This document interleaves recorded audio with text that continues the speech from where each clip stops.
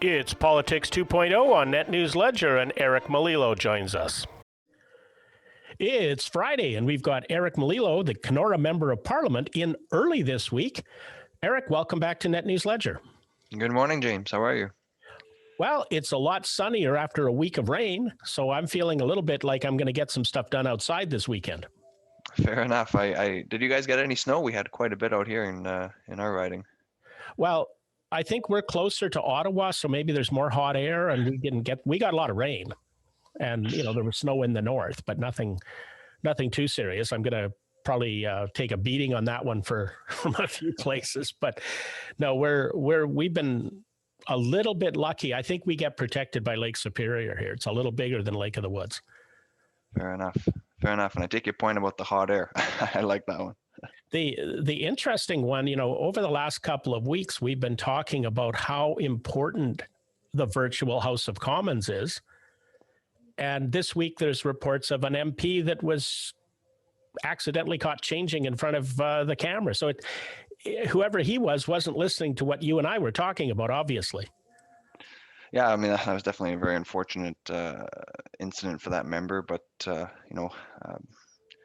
I suppose it could have been a lot worse, and he had his camera on, unfortunately, and it resulted in a good laugh from some in the house, but unfortunately, it did blow up to be a lot more than that, and the bottom line is nobody wants to be in that position. So a good reminder, though, for the rest of us to make sure we know if our cameras are on or if we're muted, etc. It's interesting. Over the last couple of weeks, we've been talking about when you are sitting in your office at home, but you're on screen to the House of Commons, the same rules apply. So maybe our readers need just a little overview. What are the rules that apply to you when you're virtually sitting in the House of Commons? Right. So virtually sitting in the House of Commons, if we're wanting to take part for male members of the House of Commons, you have to wear a tie in order to speak. You have to have a sport coat as well, a jacket as well, in order to participate. We're not allowed to eat in the House of Commons, and one of the more interesting ones is when we were voting. Before we've not switched to the app, and it has changed some of that a bit. But when we were voting, doing the roll call, we're not allowed to leave our seats in the House of Commons when we're voting. So we found ourselves on Zoom calls for a number of hours at a time, just waiting for the vote to be called. So leaving our seats in the virtual world means moving away from the camera. So I had to be careful sometimes if I wanted to grab something as well that I didn't appear off the camera. Otherwise, someone might raise a point of order and try to get my vote removed. But it's new to everybody, so I appreciate that all parties have been within reason. Flexible on some of those things, because we're all just trying to navigate this new world. And that's exactly what it is, and it is for all of us.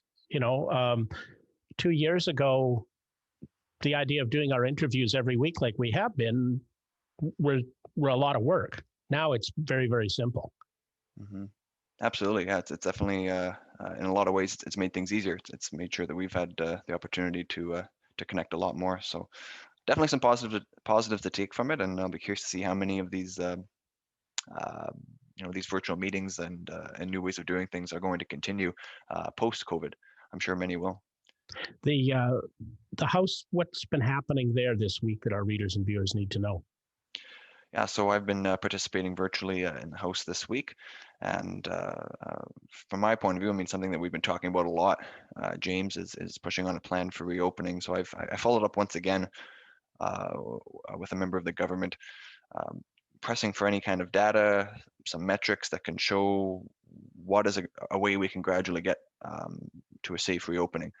And unfortunately, the answer I received was just a laundry list of different federal programs that they've announced to support businesses.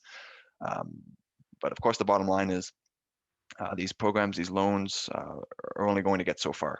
And our businesses, specifically a lot of the tourism outfitters, as we've talked about, really need some clarity on being able to reopen at some point. So I have been frustrated that it's been about 5 months, James, since I first raised a question. It was to Minister Freeland on what are the metrics? Where is the data? How can we get what's the plan? How can we get to a safe reopening? And I followed up a couple more times with different ministers, haven't been able to get an answer. So to me, it's clear that nobody on the government side is really asking those questions of their department staff, of the health experts that they've been working with. And that's troubling, because I do think we need to be more proactive. The government needs to be proactive in looking to those solutions instead of just being content with this holding pattern that we are in, and this sort of this endless cycle of restrictions. So I'm going to keep pushing for that, but unfortunately, there's still no answers 5 months later. Well, as it's often been said, it is called question period, not answer period. And we froze there. That's right. That's especially true right now under this government. Oh, are you still there? Yep, I'm still here. Now I got a little editing to do. The internet for the federal minister in charge. We need better internet here in Western and Northern Ontario again. What Eric have you been finding in Kenora and in the riding? I've been doing my best in the virtual world to keep connected with people, a lot of phone calls, Zoom meetings in the riding, and we're really just hearing a lot of frustration with the federal government, whether it's the lack of information, as we just alluded to there, whether it's clearly no plan to get back to reopening. It doesn't seem like a plan to get back to balance from a budgetary point of view. We know the budget's landing very soon on Monday next week.